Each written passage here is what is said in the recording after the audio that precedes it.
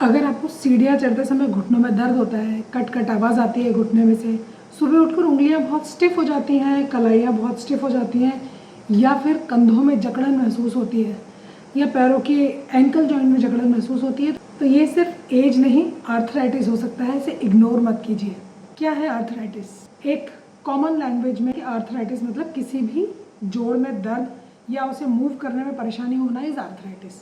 मगर ये इससे कहीं ज़्यादा है और इसके कई सारे प्रकार होते हैं जो समझना बहुत ज़रूरी है, क्योंकि जब ये बहुत ख़राब हो जाते हैं तो इन्हें मेंटेन करना बहुत मुश्किल हो जाता है। आर्थराइटिस पहले एक टाइम था जब 40-50 के बाद लोग एक्सपेक्ट करते थे या लोग महसूस करते थे आर्थराइटिस का पेन, मगर आज के लिए इसकी कोई उम्र नहीं है। किसी भी उम्र में आर्थराइटिस देखा जा रहा है, चाहे वो टीनेजर्स हों या वो एडल्ट्स हों या वो मिडिल एजेड लोग हों या बुजुर्ग हों, आर्थराइटिस किसी में भी देखा जा सकता है। आर्थराइटिस के कारण क्या है? या तो आपकी सीडेंटरी लाइफस्टाइल है, या फिर आपका बहुत लंबा चेयर जॉब है जिसमें आपको कंटिन्यूसली बैठे रहना पड़ता है। हमारी गलत फूड हैबिट्स भी आर्थराइटिस का कारण हो सकती हैं, हमारी सीडेंटरी लाइफस्टाइल इसका कारण हो सकती है, या फिर एक स्ट्रेस बहुत बड़ा रीज़न है जिसकी वजह से आर्थराइटिस ट्रिगर करता है, जॉइंट्स को इफेक्ट करता है, जॉइंट्स पर अटैक करता है। और इसके अलावा जॉइंट्स में मूवमेंट की कमी, आप हो सकता है किसी ऐसे जॉब में हो जो मोनोटोनस काम हो और आपके जॉइंट्स में मूवमेंट ना होता, उसकी वजह से भी आर्थराइटिस डेवलप हो सकता है। ये हम तब समझेंगे ये कारण सारे क्यों हैं जब हम इसके टाइप्स को समझ लेंगे। तो सबसे पहला और कॉमन जो काइंड है आर्थराइटिस का वो है ऑस्टियोआर्थराइटिस।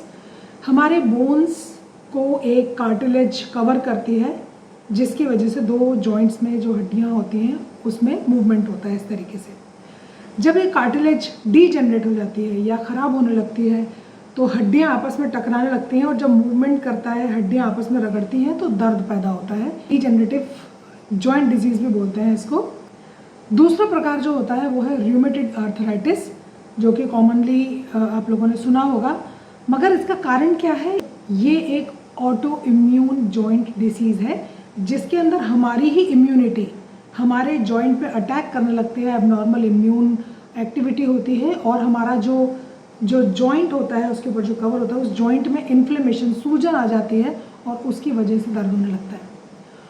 थर्ड कॉमन टाइप आप लोगों ने जो सुना होगा, गाउट एक मेटाबॉलिक जॉइंट डिसीज है जिसके अंदर पुअर मेटाबॉलिज्म, पचना है, डाइजेशन है, उसकी वजह से जो यूरिक एसिड है खाने का वो हमारे जॉइंट्स पे जाके जमने लग जाता है और फिर वो इन्फ्लेमेशन, दर्द और पेनफुल कंडीशंस को पैदा करता है। अगर आर्थराइटिस को आपको कम करना है या आर्थराइटिस को आपको ठीक करना है तो आपको अपना एक हेल्दी वेट मेंटेन करना पड़ेगा, अच्छा फ्लूइड इनटेक रखना पड़ेगा, खान पीन ऐसा रखना पड़ेगा जो कि यूरिक एसिड को ना बढ़ाता हो। आपको खाने का समय ऐसा फिक्स करना पड़ेगा जिसमें आपका मेटाबॉलिज्म, आपका डाइजेशन सही काम करे।